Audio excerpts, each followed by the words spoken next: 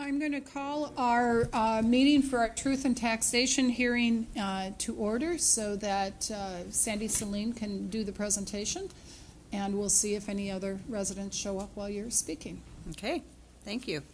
And this is something that we have to do every year for our preliminary levy certification process. We will be having this process completed tonight, as well as the final levy certification brought to the board for approval. And there's a requirement to have certain items on this presentation, which will be the budget, the preliminary levy certification, and this isn't moving.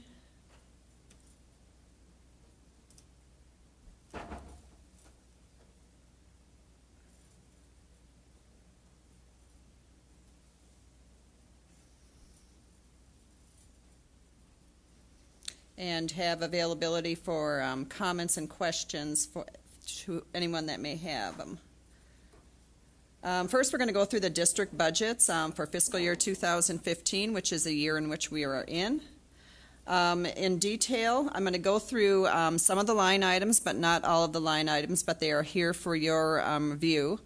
For the general fund total, in comparison to last year, our adopted budgets for fiscal year 2015 were about $56 million for revenues and about $55.4 million for the general fund total expenditures.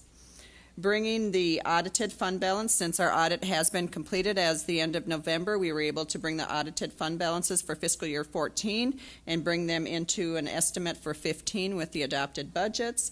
And for the unassigned general fund balance, it was $8.3 million. The assigned fund balance was about $3 million.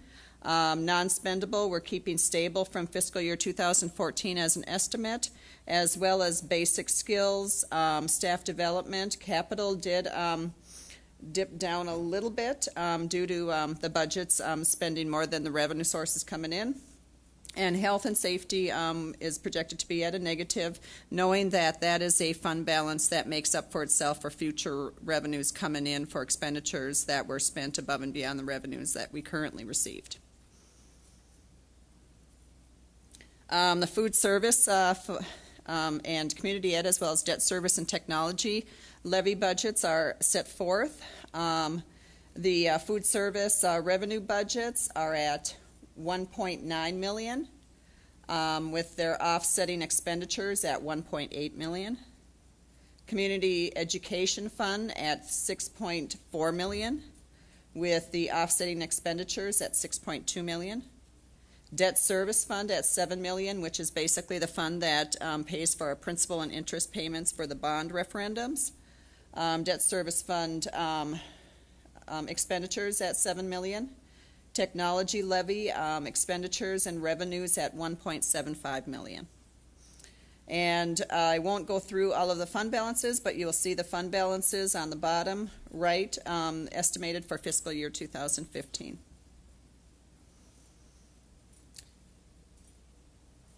As well as the bond project levy that came in. And here's a graph showing a percentage of expenditure or revenues for the general fund. And I don't know why I got this administration there. I think that's a little bit off. But the property taxes were at $15 million, which is, I think this graph is a little bit off. I'm sorry.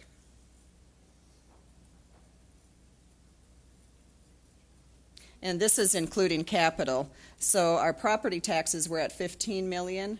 State aids were at $37.4. Federal aids were close to $2 million, and other revenue sources was at $1.2 million. The majority of our revenue source, of course, comes from state aids. The next comes from property taxes. And this is the general fund expenditures broken out by the different programs that is defined by our state UFARs, Uniform Financial Accounting Record Standards. Administration is at $2.3 million. District support is at $1.4 million. Regular instruction, $2.8 $8 million. Vocational instruction, $500,000. Fiscal other at $237,000. Special education, $8.9 million. Instructional support at $2.6. Pupil support at $4.5. Capital at $2.2. And sites and buildings at $3.9.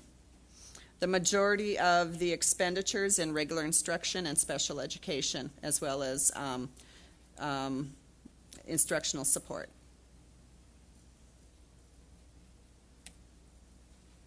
Our food service revenues are as follows. State aids at $73,000. Federal aids at $933,000. Other local at $864,000. The majority coming from federal aids and otherwise supported by other local, with a small portion coming from state aids. In our community service fund, property taxes are at $904,000. State aids at $1.1 million. Federal, there is no federal coming into the community service fund. Other local at $4.4 million. And other local is the biggest funding source for the community education program.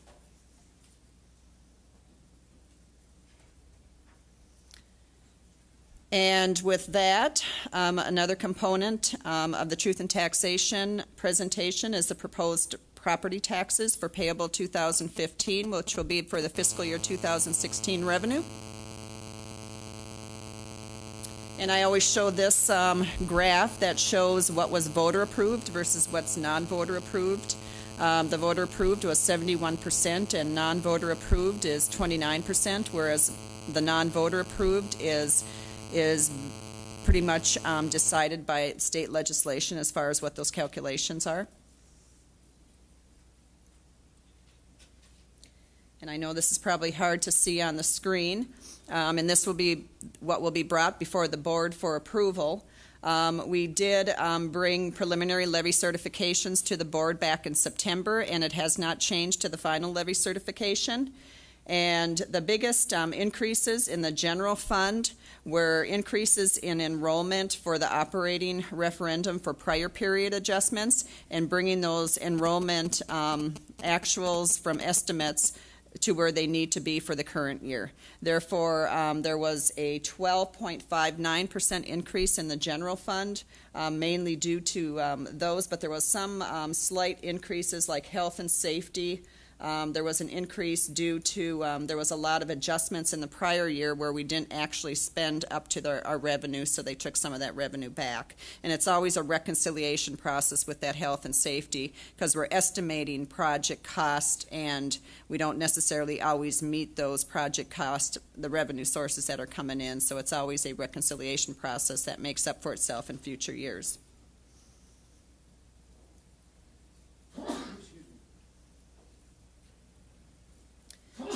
And the community ed was pretty much stable at 3.25%. There was a slight increase with a prior period adjustment coming in for school age care, which is another one of those ones that we estimate the cost on, and they don't necessarily always come in exactly the same, so there's always a reconciliation process between the revenue and the cost.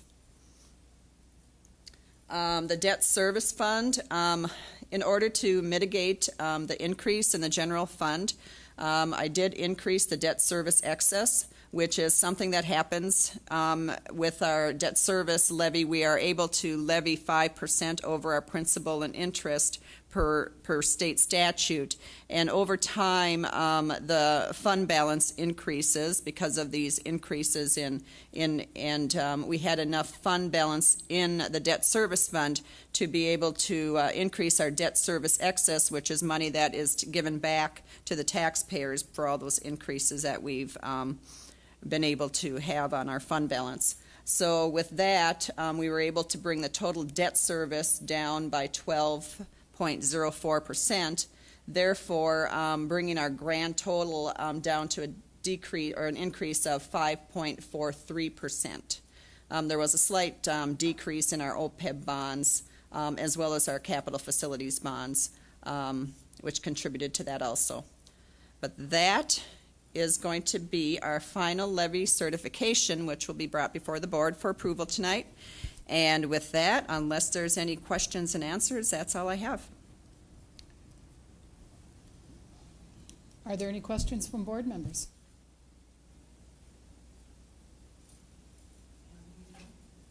Don't have any residents in the audience, although we do have an audience member, so no questions there.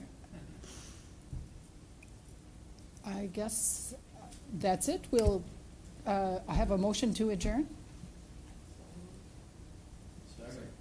Moved by Karen, seconded by Jim, and we'll adjourn our truth and taxation hearing. And we will we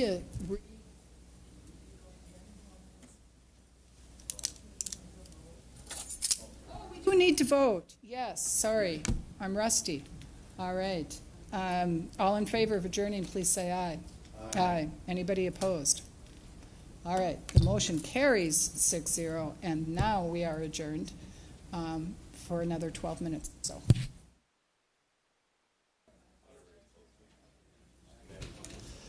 All right, good evening. I'm going to call this meeting to order. It is Monday, December 8th, and at some point, our regular chair, Nancy Goris, is going to arrive, and I'll slide over, but she's on her way back, and for the moment, I'll be chairing the evening. For our agenda, our first item is the call to order, followed by the approval of the agenda, and on that agenda includes open forum. We have 3 discussion items. The first is the Park Spanish Immersion Elementary enrollment update. Second, Schoology or Schoology? Schoology. I'm really trying hard to remember and not doing a good job. Schoology implementation update. And the third discussion item is the final levy certification. Consent agenda, followed by the action agenda, which includes our final levy certification approval. And we did have our truth and taxation hearing before this meeting in this room. Communications and transmittals, and then adjournment. So we'll go back. Do I have a motion to approve the agenda? So moved. Second. A motion by Bruce and a second by Ken. All in favor of the motion, please say aye. Aye. Anybody opposed? Motion carries 6-0. Next item is open forum, and I don't have any of the, is anybody here to speak for open forum? It doesn't look like. All right. We will go on to the discussion items. And the first item there is the Park Spanish Immersion Elementary Enrollment Update with Linda Stanley and our principal, Corey Maslowski. Is there anything, Superintendent Metz, you want to say first? All right, we will turn it over to Linda and Corey.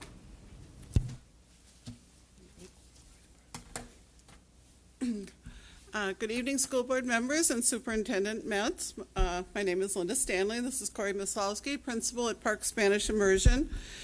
And we're here to report on the results that Policy 545, Park Spanish Immersion Admissions Policy, had on enrollment at the school for the for last year and the upcoming year, or this current year, 14-15.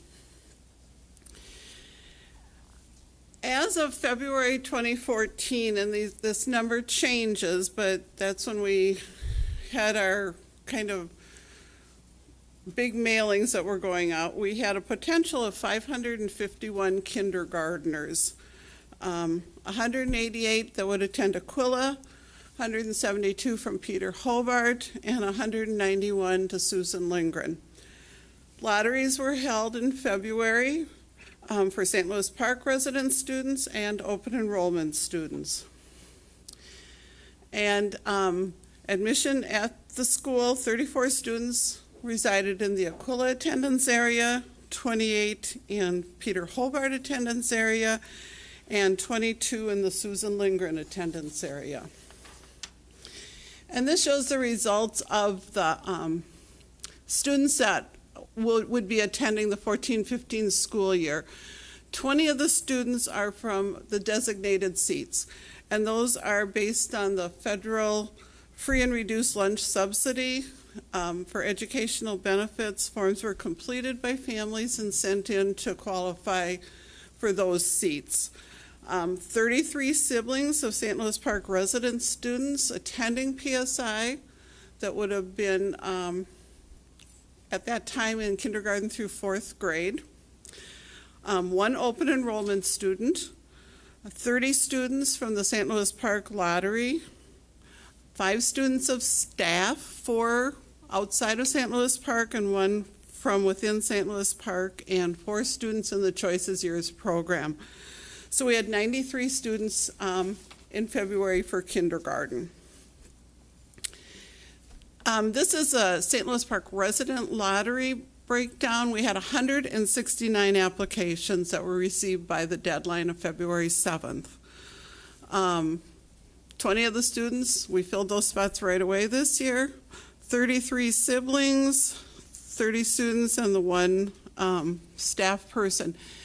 At that time, we had 85 students on the wait list, and as of November, that list is down to 77. We do go through the list, but we also add kids that apply late. So sometimes when we call and somebody's left, they've enrolled at Aquila or Peter Hobart, they want to stay, and so we go to the next person. We didn't have a lot of people leaving this year, so that list has stayed pretty high. We had 33 applications for open enrollment. So we took the 1 sibling, 4 staff members, and 4 Choices Years students. And we still have 24 students on that wait list. I had a question about the about the 77 that's left on the wait list. Mm-hmm. So did the others just drop out, move out of the district, or? Some got in. So as we go through, as people get their acceptance letters, they change their mind. Or they move. Or they've decided to hold their students back. They weren't really sure what they were going to do. They wanted to try.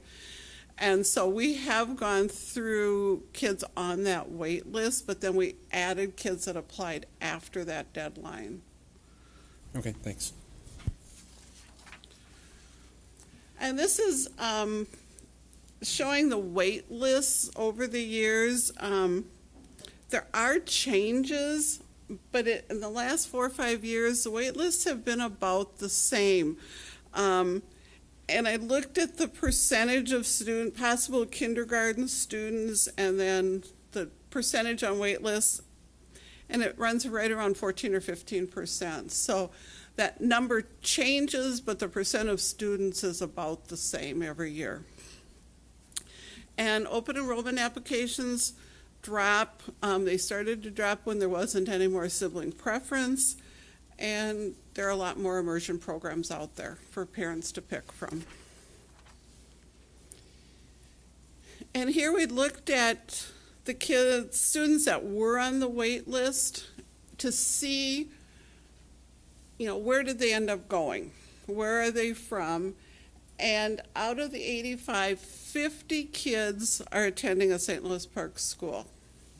One of the 4 elementary schools, we have kids going to non-public, 8 to non-public, 3 held back, 13 have open enrolled out of the district or gone to a charter school, 8 moved, and 3 we just never found out where they went. So quite a few of the kids, even though they're on the wait list, are staying in St. Louis Park.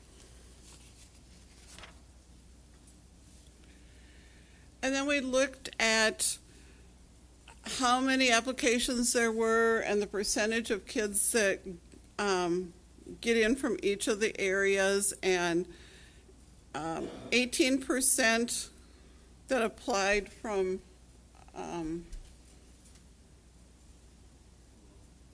Aquila got in, 16% from the Peter Hobart area, and 11.5% from the Susan Lindgren area.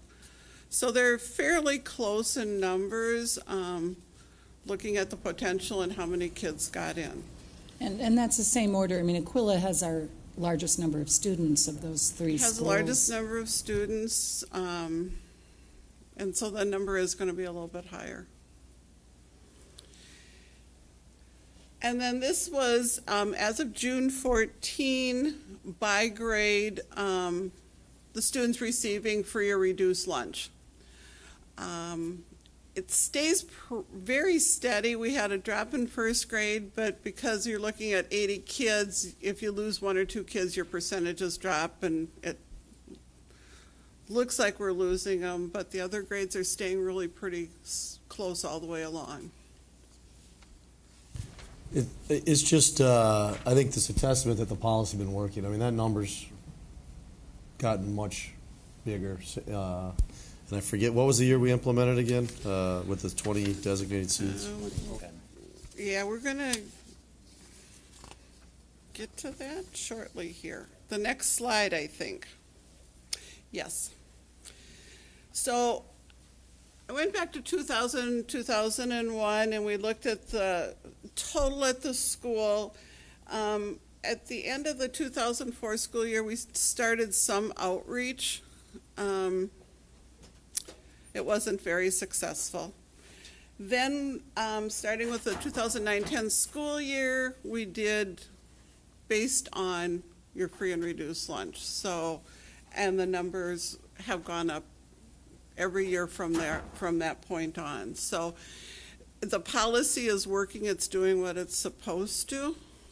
And then you're telling that the kids are basically staying? I mean, that's an important factor. Quite a few of them are staying. You're always going to have kids leave.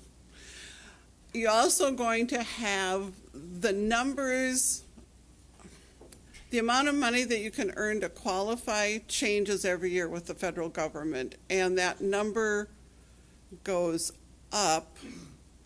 So sometimes you could qualify in kindergarten, but by second or third grade you don't qualify.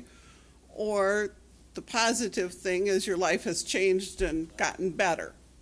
So you're always going to have those changes in there, but they're staying pretty consistent.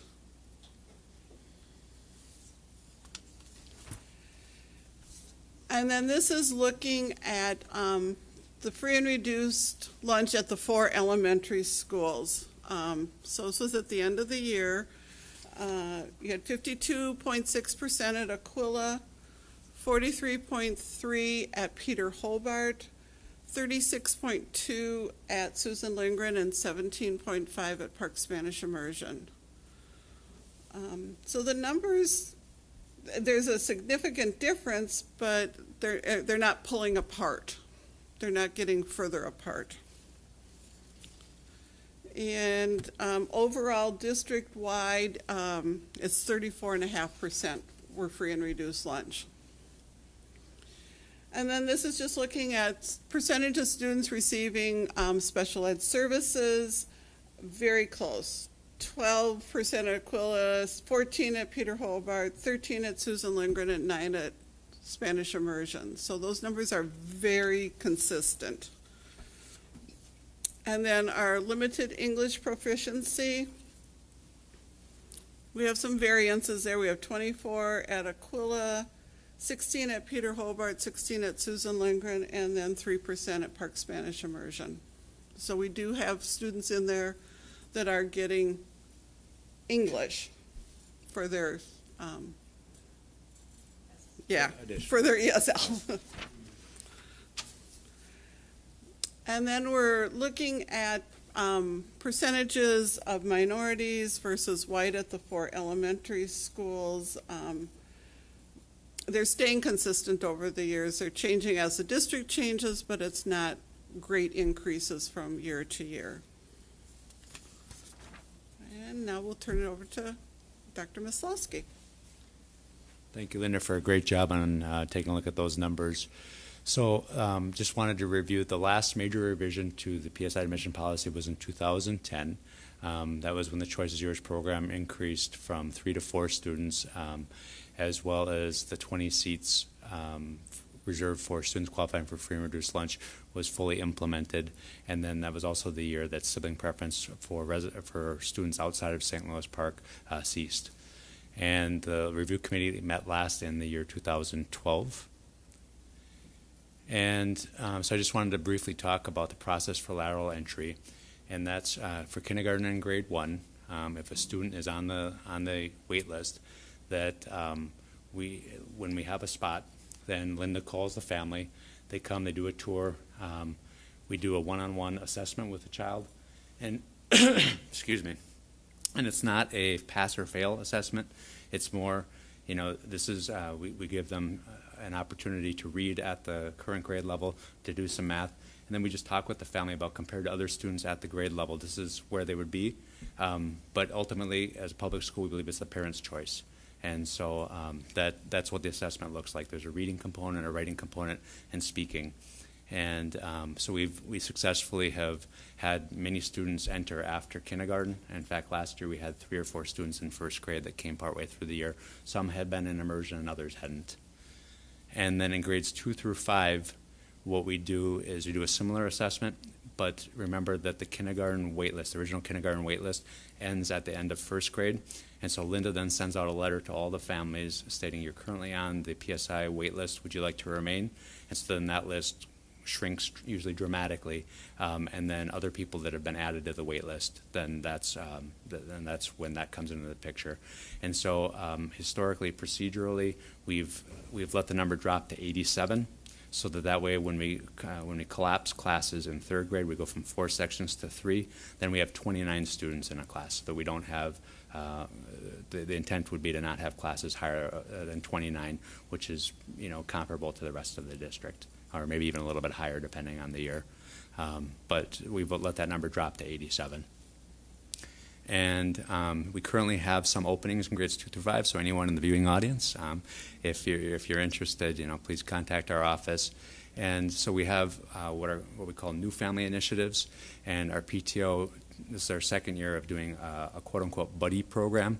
And what that looks like is if a new family, whether they be new during the middle of the year or a kindergarten family, has the opportunity of meeting with an existing family, and just they can pick up the phone at any time, hey, what is this? I have questions about, I'd like to learn more about. So it's another person that they can reach out to.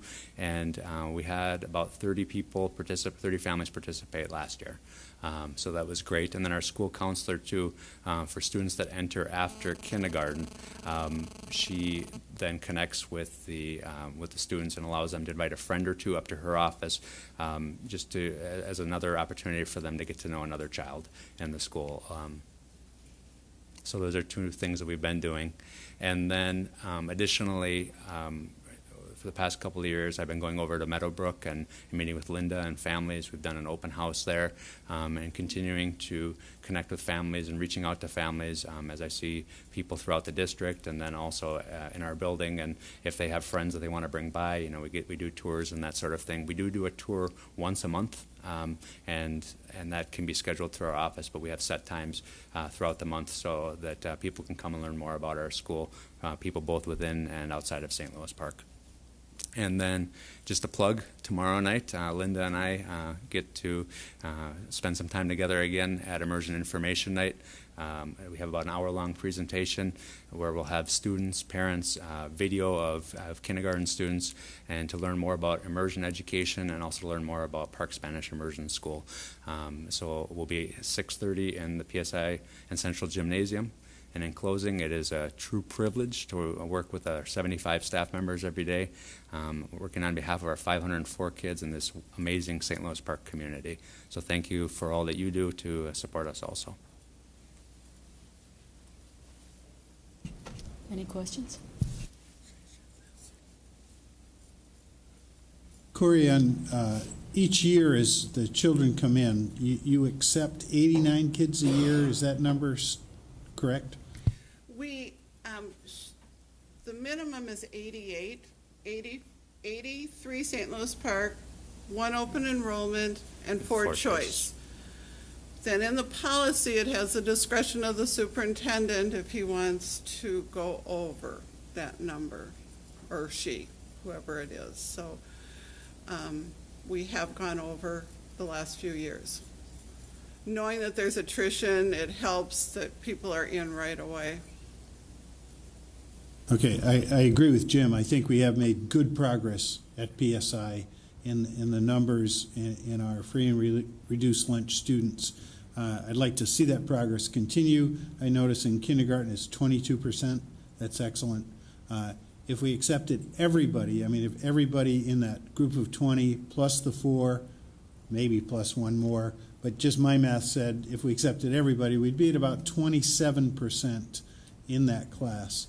And I would encourage us to move ourselves up. And we probably do, we're closer to the numbers, but not all families will then go and fill out the form for the school year when they start school for a multiple reasons. But they filled it out once, but food services has to have a new one filled out every year, and some families just don't want to.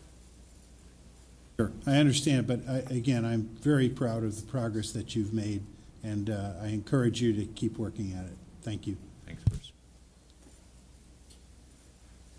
Just a couple things. One, thanks for the annual report with the graphics of the information. It's good, and I know that is a requirement of the policy that you come and report back. So, and hopefully it's a little bit easier now. You can kind of look and just add on another year. But it's good to get that information. Corey, you said the review committee met last in 2012. I don't know who or what's on that or how often you meet, but have there been any recommendations or suggestions or thoughts about policy changes, or are we feeling that it's the admissions policy is pretty good right now and it's accomplishing what we set it out to do? Or? Well, I think related to what the intent of the last policy revision was, I do believe that we're moving in the right direction. However, if the board would like, we could definitely come back and get the group together again too. I'm not saying to have a meeting. I'm just wondering if, Yeah. if out of that meeting, or I don't know how often the committee actually meets. It's been a couple of years now, but It was about every year, every 2 years, but we haven't had any. There hasn't been any major concerns, Yeah. and so if you open it, you're opening the whole policy up to look at, and we felt that because it was accomplishing what the goal was, that there wasn't a need to at that point. Okay, this is kind of a tough question, but I know you're going to be doing well with it. All right. So over a period, Is it over the from in last, there? over the last few years, the environment there has changed. I was wondering if you could speak to that. Has it? I know that it hasn't degraded the education that the kids have been starting to receive there, but I'd like for you to talk about that a little bit. Sure. Well, as demographic changes have occurred throughout St. Louis Park and at Park Spanish Immersion too, we've had the opportunity to really relook at our teaching and make sure that we are meeting the needs of every kid. And so as the years have gone on, we've tried different things, but I'll give you an example. One of the things this year is that we are focusing on every single one of our kids. We're constantly looking at our PLC data, and each teacher has identified 4 students within his or her classroom as focal students, and so we're constantly keeping that as a barometer as we're giving assessments, as we're doing lesson planning. And it's really taking a look at what's in the best interest of every single one of our kids. And when I say every single one of our kids, I mean every single one of our kids. That there shouldn't be demographically predictable results, gender, race, and we know that there are. And so it's our work to continue to ensure that the instruction that we're putting in front of our kids is meeting their needs, and that the program that we're providing continues to meet the needs of our families. And so currently on our steering committee, we're relooking at our strategic plan, as the district is also. And one of the things that we're doing is reworking our mission statement, as that will continue to drive what we're doing. But it's been a lot of professional development. It's been a lot of collegial conversations, and it's been a lot of looking at the data and taking a look at ourselves as educators too. Perfect, thanks. Corey, the policy last changed in 2010, and so looking at the year-by-year data, does that mean that the first impact for the policy has kids that are now in 4th grade? Correct. Okay, that's how I read the data. And it looks to me, have you been filling those 20 seats with every year? Have you? It's been We close. fill them at the beginning of we fill them right away by April. We also know that several years kids will move within that, and our policy is you have to be living in St. Louis Park when school starts. And so we've lost kids right before school starts, a couple of years. Usually we keep the 20 kids. Is the policy is to start kindergarten, they have to be living in St. Louis Park. Day one. Day Yeah. one, right?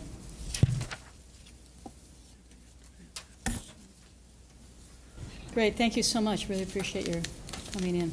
Thank you. Next on the agenda is Schoology. I'm going to see, the first thing I have to do is learn how to say it. Schoology implementation update. And this will be led by Director of Teaching and Learning, Carrie Ross. Nate Tangen and Angela Franson.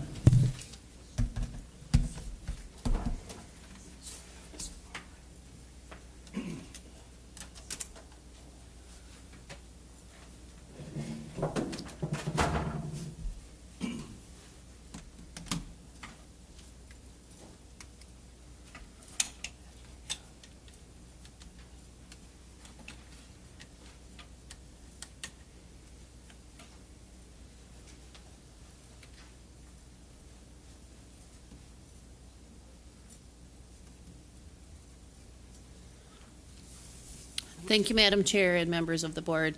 Mr. Tom Marble, our Information Technology Director, is also in the audience tonight, so we might very well be calling on him at some point to help us if you have additional questions or information that you would like from us while we are here tonight.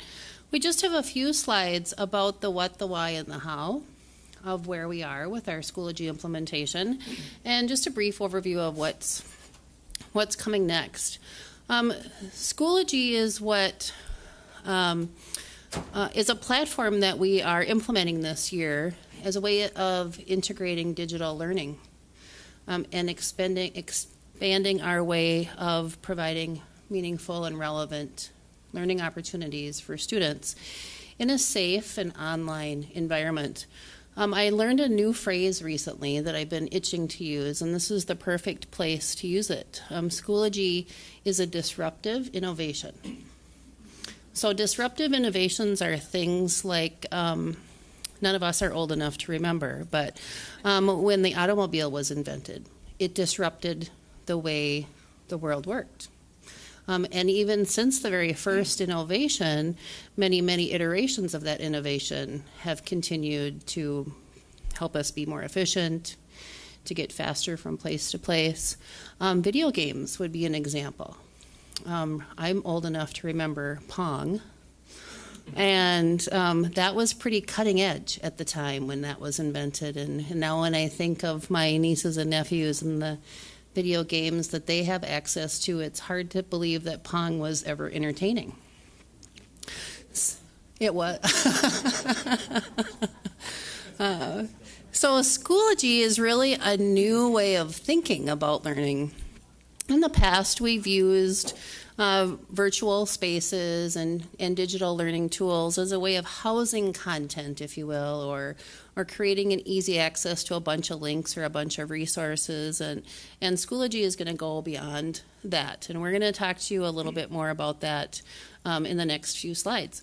Nate Tangen and Angela Franzen are going to help with the next few slides.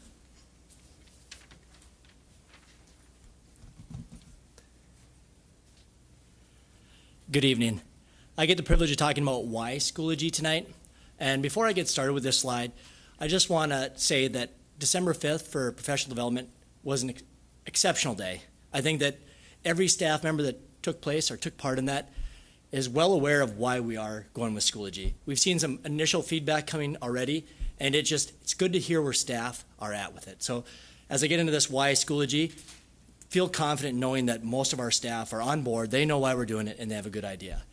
So Schoology will become an integral part of our district's digital learning initiative by allowing teachers to create online curriculum that can be individual to the student. I've had the privilege of working with some elementary teachers, and we're working with at-risk to gifted students, and we're able to create assignments for each of those varying groups. It's reading groups, they're going in, they're doing activities, and it's nice to see this teacher able to quickly create assignments that is meeting all the students at their current level. And that's exciting. I mean, I think about where that can lead. When a group's working, the teacher can go with another group, the gifted and talented, and really help promote student success. The next is dynamic.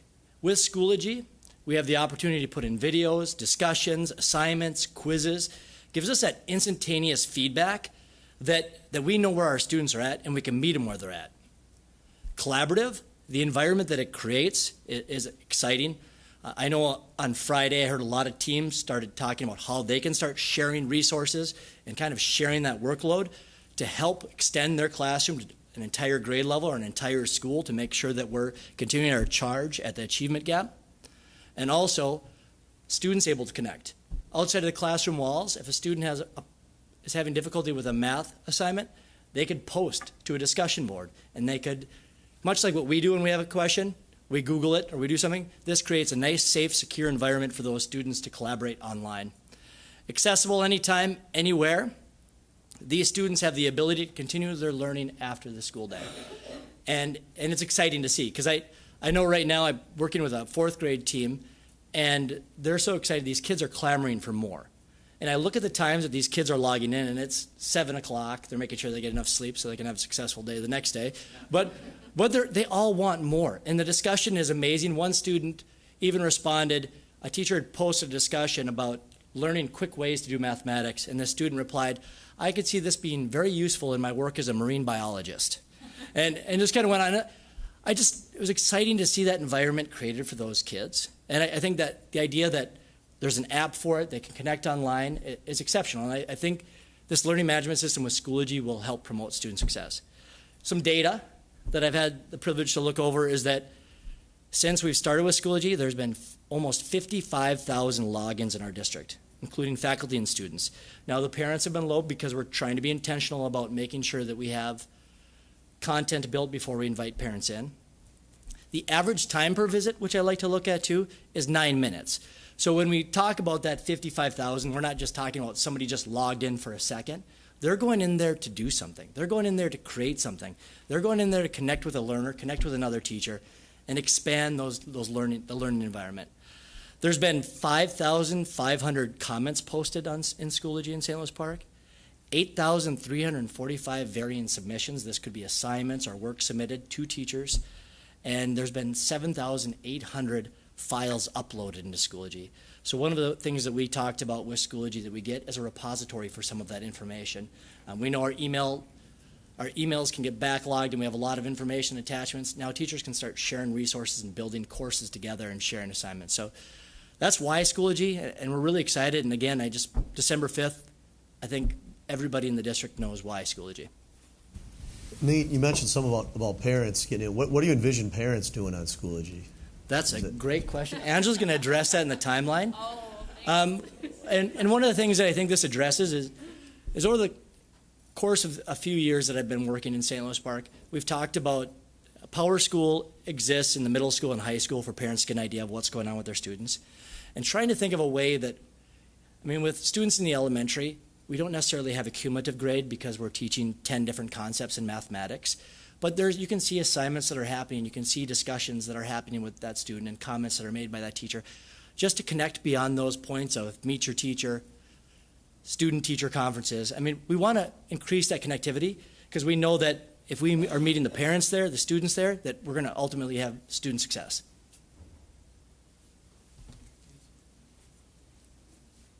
Nate, before I lose you, could you talk a little bit more? My friend Ken and I are interested in individual for students. You talked a little bit about it. How individual can this be? Can you put together a plan for each student? You could, yep. Right now, I know that the 4th grade teachers that I'm working with, they have reading groups that are based on reading ability level. So there could be as little as 4 students in a group to 5 or 6. So they're able to tailor to those students' direct needs. They can post a reading passage, an assignment, ask some comprehension questions, kind of gather where they're at. But they can do, a teacher could do an assignment for each of their 30 students as well. So the teacher can select that student, tailor it to what that student needs, and that student could work on it beyond the walls of the classroom. Can I speak to this too? Yeah, please do. Within Schoology, in each course, you have the ability to make what's called a grading group. And so teachers can create different groups of students within their course. And as they develop content, they can easily tailor it, change it, send it out to those different groups. So students have no idea what group they're part of, but teachers are able to change their content based upon what's appropriate. So it's very seamless, very easy for teachers to differentiate instead of having to create 7 different models and go make copies of them. They're able to do it digitally, tweak a few things, and send it out virtually in a very autonomous way. So it's quite handy. Did a lot of that in Moodle previously, so very excited to see how usable that is in Schoology as well. So when you say send it out, what does that mean? Are you posting it on some website that a student has to then log into when they're home? And what age students are we expecting to have that kind of access at home and be able to do that? Very good question. So Schoology, do you want to speak to this? Or? Okay. It doesn't have to be at home. School students during the school day too. At the elementary level, we've come up with some shortcuts for it just to be a couple of clicks for students to be able to do. At the secondary level, it's a little bit more complicated based on courses and things like that. But we can make it as easy or as complicated as we want. But a teacher makes it available in this virtual learning space, and all a student has to do is access it, and it's there. They can submit assignments, they can read the content, they can re-watch a lecture maybe that's taped and put on the site. Let's say they're absent for a few days or they have to review for a test. It all is in this environment. And the nicest part about it is that, as Angela alluded to, it can be individualized, but it's also secure. So not anybody can go to that site. There does have to be an access to that site so that it is a safe environment for where kids would be using their names or providing information that we wouldn't necessarily want in an unsafe virtual environment. And it's very appropriate all the way from kindergarten to 12th grade. It's across the board. We've seen lots of examples of any grade level. The possibilities are there. It's a matter of how we want to use it. So it was great as of Friday, even teachers that previously had probably been hesitant about how it was applicable to them believed that the possibilities in Schoology were endless. That's a matter of having the time to collaborate and figure out what they were going to do and how they want to deliver it. So it's very accessible. Nate and I had the advantage today of being downtown for the TIES Educational Technology Conference, and the idea of disruptive technology and disruptive pieces are all over the place, and you definitely see them big time when we're at things like that. When we look at our implementation plan, we've done a really good job of staying on track. Carrie's helped us to stay on track, and Tom as well, with keeping up with where we're at with our staff, making sure that we follow through and that we're meeting them with where they are and where they need to be. Back in August, we had our initial introduction, and the usage was what we expected it to be. We had to have a lot of conversation the first 6, 8, even 9 weeks of this implementation, just getting people through, just talking through what the idea is and how it's different from a website and how it applies to them. One of the takeaways for me today said that when growth is high, comfort is low. And when comfort is high, growth is low. And we definitely saw this fall that it has taken some teachers out of their comfort zone, and it's made them have to question a little bit of how they are producing material for their students, how they're making it applicable to life outside of our classroom walls, and what possibilities we have for meeting our kids where they're at. We know that they're living in a digital age, and we need to be meeting them where they are. So looking at our implementation, in October we focused on calendar and making sure we thought about it in the terms of communicating. We saw it as a communication tool as opposed to just an organization tool.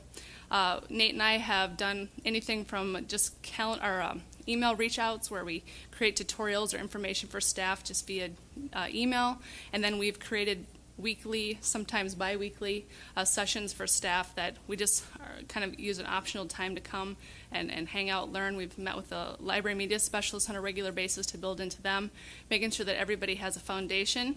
And then last Friday with our professional development day, we really saw that all of those conversations and that uncomfortable piece came to fruition as people started to really see what the possibilities were, and we brought in people from other districts that have been using Schoology in Robbinsdale and in Eden Prairie. And because Schoology is widespread use in Minnesota, we have a lot of connections, and we are able to share and collaborate within that network as well. So we're very fortunate to have those connections. Coming in the future, in January, we have our plan to invite families in and make sure that everyone is educated about what that looks like and what they can expect to experience there. In March, we'll be having our next professional development day and a new focus, really getting teachers into creating content and seeing what that looks like in Schoology, both formative and summative. And then by June, it's our goal that students will have completed at least one experience in Schoology. And we know that many staff have done far more things than one activity, but it is kind of our baseline just to make sure that everyone is able to get in and try it out so that next fall we're ready to roll. So as with any disruptive innovation, we know that it's important to lay the foundation for making things an environment where success will be cultivated.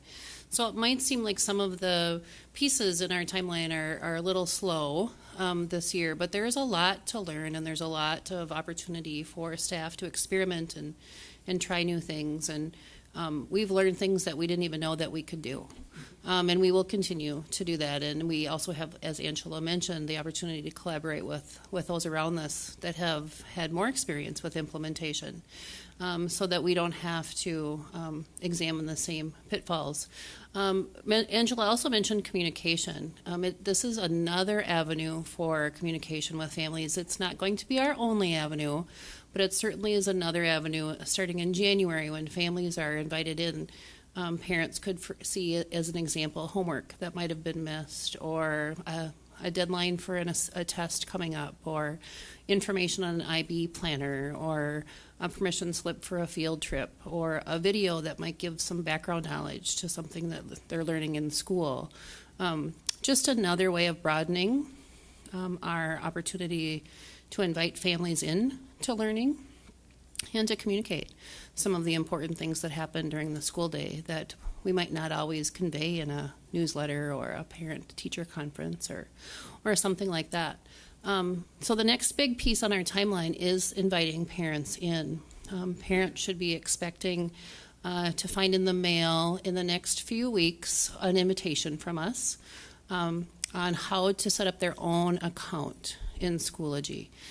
So think of one of your favorite websites that you might go to, and you have the opportunity to go in and create your account. Then you get the opportunity to have a password that you remember.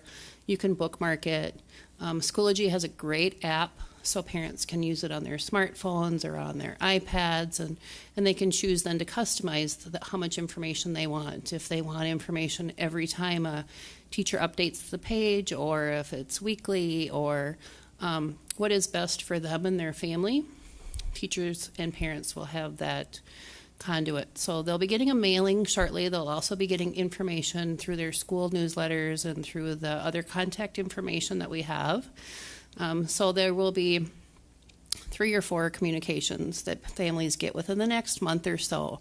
We're hoping to have almost all of our families in by the end of the first semester or so, beginning of second semester, so that we can have the whole second semester to work on how we're going to find new ways of communicating with our families in that environment. Lastly, we'll leave you with next steps. The ABCs of digital learning. Schoology is definitely part of our digital learning plan. And so one of the biggest obstacles to think about in a fully developed plan is the application. So Schoology would be how we will be applying digital learning opportunities and creating an environment. Broadband, Mr. Marble and his team have been working on enhancing the broadband and Wi-Fi accessibility in all of our buildings, and that's an important piece of being able to have mobile classrooms, of being able to connect anytime, anywhere. So is connectivity, increasing our opportunity for doing videos and things on the systems that we have. One of the next conversations that we will be having now that we have the ABCs in place will be devices and what kinds of devices help support learning and the learning that needs to be accomplished. We've tried some experimental pilot programs at the middle school and in kindergarten this year that we will be able to use as we go forward with any decisions we make about next steps for devices. Employees in training our teachers and training our staff on how to be digital learners is certainly part of the implementation plan. I'm thinking of a lot of quotes that make me feel old tonight. But we used to say digital immigrants versus digital natives. Does that sound familiar to anybody? And now the goal is digital citizenry. So I feel sometimes that I'm still a digital immigrant, so I have learning to do, just like some of our other staff members need to do. And then all the while, we're gaining feedback from our stakeholders, feedback from our students, our teachers, our families about what's meaningful and relevant, and what do we need to consider to build a robust program for digital learning. That is the update that we have for you tonight. Do you have further questions for Nate or Angela or Mr. Marble?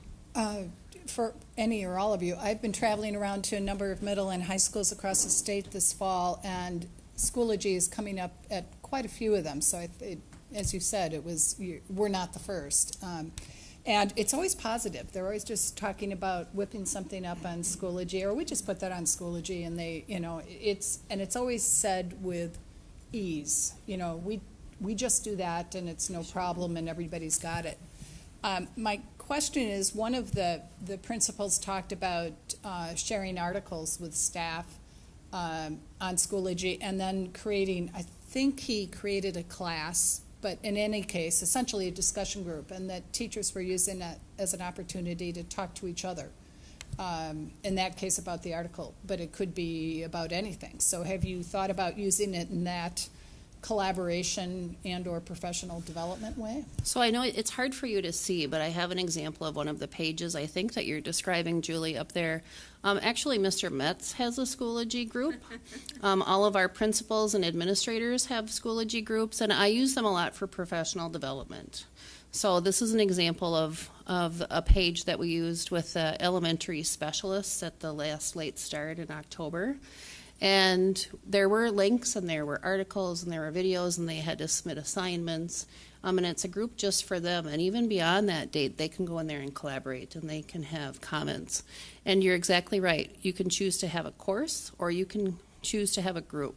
So there's a lot of flexibility within Schoology, and it is pretty easy. So when people say that they're just throwing it up on Schoology, it's not exactly magic, but it's pretty easy to do. Well, you just proved that by getting that page up there before I finished the question. So I'm glad we're ahead of the game in the way everybody's using it, and obviously it is easy. So Yeah, and what was very awesome for us on Friday as well is bringing in folks from other districts, and with their access codes, we can access their content. So it not only works within our own district, but through the security and through the networking, we can actually bring in content from other places, and it opens up the world of possibility for us.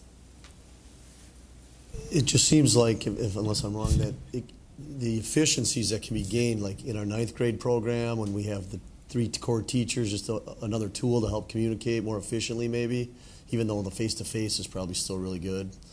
And ATPPS, when we're doing reviews and visitations and teachers trying things, and I don't know, I just see there's a lot of efficiencies there, but I suppose the big battle is getting people up to speed. It is, and when we talk about bringing parents in, and you kind of asked what a parent would experience or what they might do in Schoology, and as a classroom teacher, there's not enough time to create everything for everyone. You're worried about creating content for your kids and to have to worry about what parents might experience. What Schoology allows is almost a bird's eye view into what that digital classroom looks like without having to create extra work. It's just an access point that is still limited, doesn't allow parents to interact with the content, but allows them to see the content so that you have that connection being made between school and home that wasn't there as a possibility before. I had one question. So eventually, as we get really good with this, would it be like a one-stop shop for a parent to go and see all the grades, see what they're deficient in or gaining ground on? I think when we talk about disruptive technology, one of the things we have to recognize in our culture and in our where we're at is that there is no one-stop shop that's going to answer everything. This is going to be one place, and we hope a foundational piece of what we do with the Google Apps and with Schoology, but we also know that there are hundreds of other sites that teachers are finding to be very valuable with students. We don't want to discount that work. We just want to have some consistency, obviously, for what parents and students experience from kindergarten through 12th grade. And those are pieces that at least will drive something that people will recognize. Mm-hmm. So we'll still have our school website, and we'll still have Power School for getting grades, but then we also have Schoology, and then we also have whatever other resources teachers find that help the cause. I'll tell you from a parent experience already. I have 4 children in a middle school in another suburb that has a different student information system, and then they're also using Schoology and implementing it this fall. I have 2 apps on my phone. One of them is for the student information system. The other is for Schoology. I added all 4 of my kids into my Schoology account. It was very easy to do. It gets a little overwhelming for me sometimes because you go to that calendar with 4 kids in there, and there's just all kinds of stuff going on. But it's nice because it's a one-stop shop for assignments, due dates, all of those things in their courses. But yet I still go over to the Student Information System app to find out what the final running grades are for those students. It'd be the same thing here, where we have a Power School app that I can have on my phone, and also the Schoology app. One of the things that I don't know if we touched on, why Schoology, is because the other systems that we looked at last spring, this is the only one that tightly integrated with Power School. So the teachers are putting in grades in Power School for a particular assignment or assessment, and they can hook that up so it goes right back to their grade book in Power School. So things are syncing and being kept up to date, not quite in real time, but very close to real time. So that's what we're trying to build in, some efficiencies for our teachers here as well, so they're not doing dual entry here and there. So staff in our district, especially at the secondary level, parents can have the Power School app, can have the Schoology app, and have real quick access to final grades and due dates and progress of their student in 2 places. So, and that'll be after winter break? Yeah. I think this is really exciting work, and I think the approach is the right approach. Get the staff on board and figuring it out and having more of their learning pains before we sort of broaden it out to the parents and the students and whatever. I think it's like 3 things. One, I don't know if it's doable, Tom, but I think it would be lovely to see a demonstration that we could actually see, which we can't see that. And maybe our technology doesn't let us do that, and maybe we'd have to do it somewhere else. But, perhaps there's some time in the coming 6 months where we could actually see a short little example of what we're talking about, because we would see it and people at home would see it. It would be a helpful way of communicating if it's doable. It may not be doable.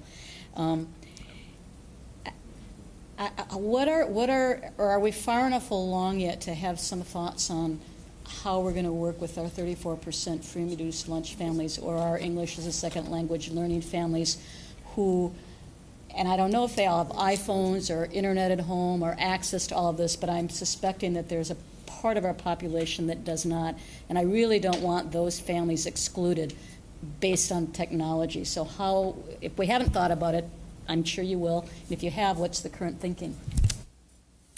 Well, first of all, when we came in front of you, Angela, Nate, and I came in front of you last spring, and we had done our Clarity Bright Bite survey, and the percentage of people that responded to that said that they have one of these devices and they have access outside of school was extremely high. I think it was around 97% of the respondents said they have access to this some way, shape, or form. Is that students? That's students, parents. So we're going to be redoing that Clarity survey again coming up here sometime in the near future, as it's helping us guide us in some strategic planning for our next technology plan, and which fits in with our new strategic plan. So we're fairly confident that we have a high percentage of people who have these devices and have access out there. However, we're not at 100%. So will we ever be at 100%? Do we have to have a plan B for that? Well, we've just in the past couple of days and Friday, we have put in place some devices here at the high school that we've identified some groups of students that we're going to be checking out devices to them through a couple different programs. So we're doing some things here at the high school to start addressing some of those students who may not have access outside of school. So some small steps there, but we're thinking in that direction. We have teachers who are using Schoology with students who don't have, here at the high school, who don't have access outside. And so that's what's driving some of the things that we're doing right now to make sure that we can possibly provide them with something that'll get them that access. Yeah, I just saw some other numbers on St. Louis Park, and again, the access was very high. I don't remember the source, but I think that's growing everywhere.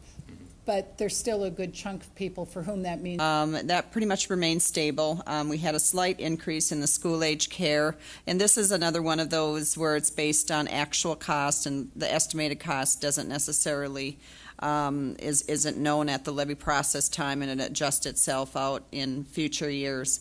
But there was a mild increase of 3.25% in the community education program.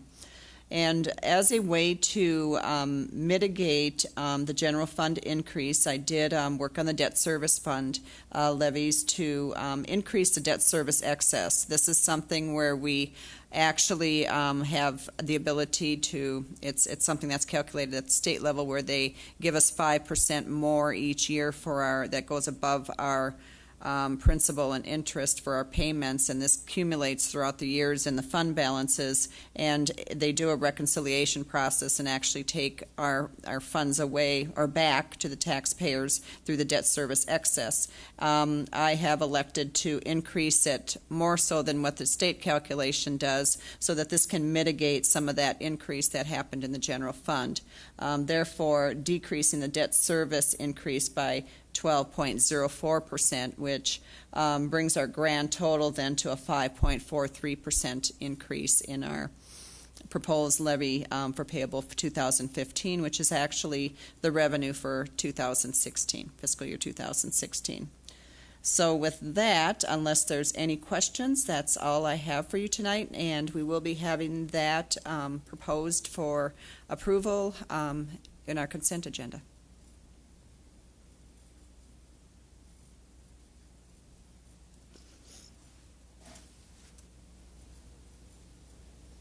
All right. Thanks, Sandy. I understand that we had the Truth and Taxation hearing, but no one came. That's correct. All right. But we present the information, and it's out there, and there we are. Next on the agenda is the consent agenda.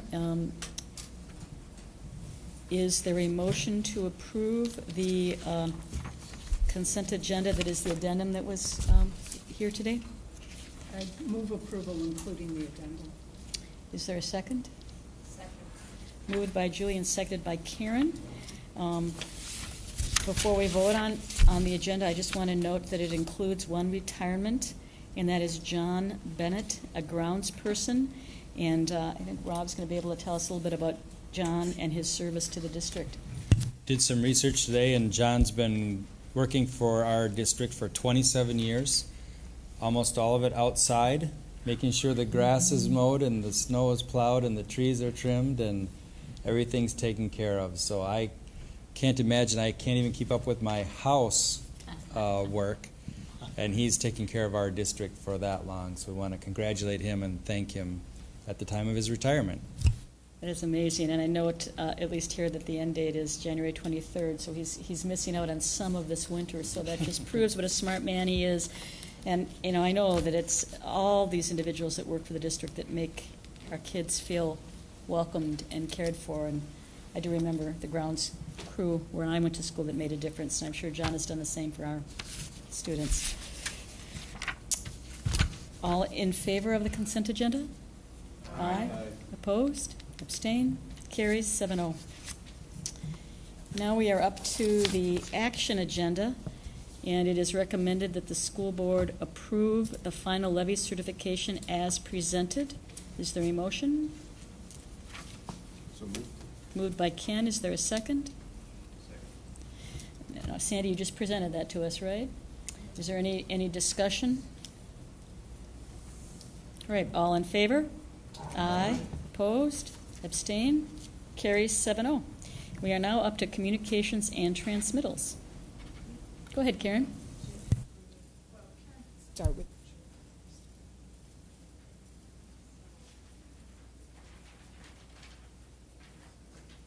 First off, I'd like to thank the American Legion for donating $4,000 to our band program over the past 2 years. That's a significant amount of money, and they do it because we have exceptional band grades 5 through 12, and they all at some point learn some of the traditional military music, the Sousa marches, etc., and so they're appreciative of our educational component to honor what they do in service of our country. So thank you, American Legion St. Louis Park. The middle school is putting on Forgiven December 12th through the 14th. It'll be here at the high school auditorium. Starts at 7:30 on December 12th, 7:30 on December 13th, 2 p.m. on December 14th. Students are $4 and adults are $6, so please come and see the play. And then Is it a drama? Is it a musical? I don't know. I've been not Come and find out. told what the details are. Just I need to come. And then the district orchestra alumni concert is coming up on December 18th here at the high school at 7 p.m. and that will be really wonderful. Thanks, Karen. Yeah, I'm a member of the School Nutrition Advisory Committee, which is an advisory committee that Kathy Milbreth, our Director of Food Service, runs. What's the acronym for that? Snack. And if anybody would like a snack, I think there is room for some elementary parents. But the reason I'm bringing it up is at the high school, starting January 5th, when students and staff come back, there will be a daily salad bar. And I know that's been a request in the past.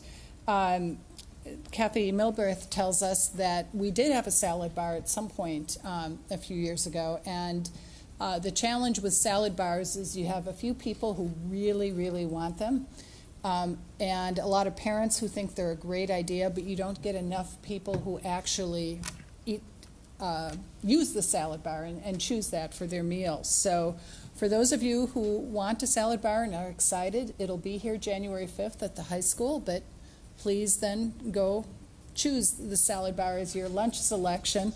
And hopefully we'll be able to keep it going. But there has been requests recently, so that was something she wants to give a try again, and we'll start on the 5th.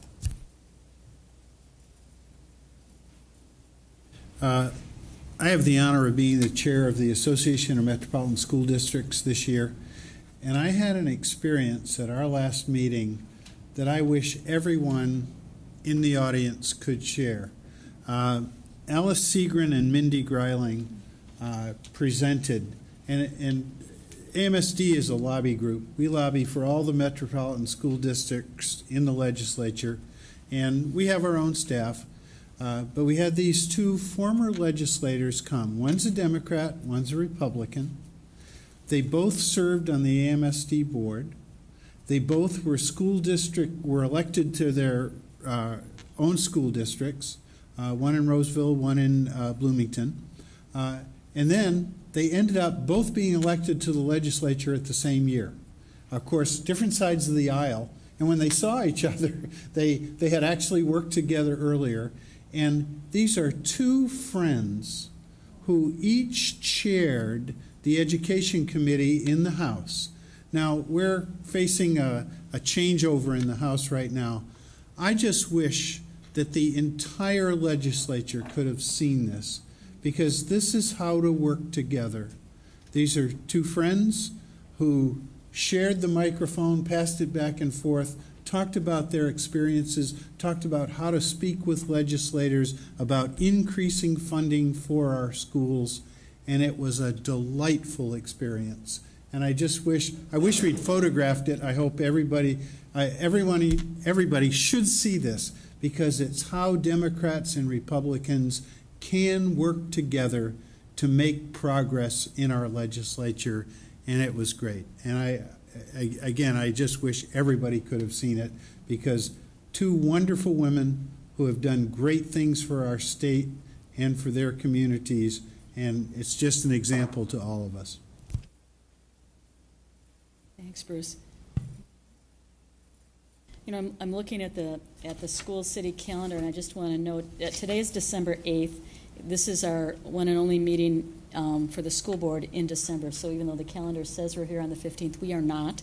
So we're not here for the school board. I will say it does look like there is a high school choir winter concert next Monday, so we may be here for other reasons.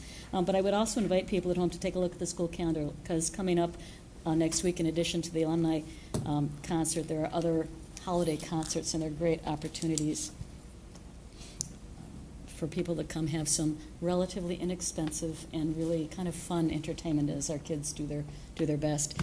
One more announcement? Yep. One more announcement. Tomorrow, we have Ty's exceptional teachers from St. Louis Park that are going to be recognized. Katie Swanson, who's a second grade teacher at Aquila, and Elizabeth Husing, who's a math teacher at the high school. They'll both be recognized tomorrow at the TIES conference, and then our first board meeting in January, they will be here as a spotlight to be recognized by the board. So we want to congratulate Katie and Elizabeth and thank them for their good work. Great, thank you. So this is our last meeting before the winter break, and then we will be back in January. So I hope everybody has a good and a safe break. And if we don't see you until then, we'll see you in January. Thank you. Motion to adjourn? Second. Moved and seconded. All in favor? Aye.